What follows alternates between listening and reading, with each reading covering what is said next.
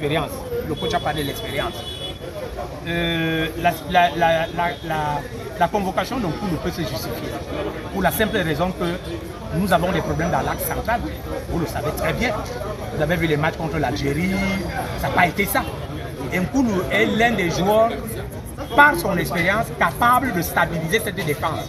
Capable de parler aux jeunes comment ils doivent se positionner. Et on l'a vu à la CAN en 2017. Quand il entrait, il y avait le calme dans la maison.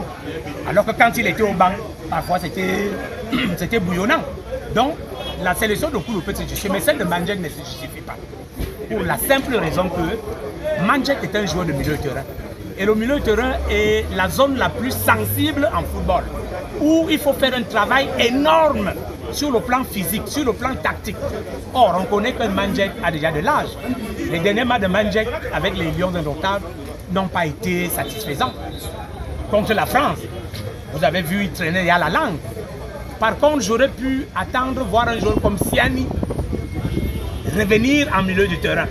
Parce que lui, au moins, a la capacité de faire une passe de 25 mètres pour compenser l'activité physique. C'est-à-dire qu'il peut faire une passe à 25 mètres. Vous avez vu la passe en 2017 à Bouraka Vincent pour le but victorieux. Donc, lui, il a dit qu'il ne venait plus. Mais Mandjek, ça ne se justifie pas. Il ne peut pas. Il ne peut pas être là.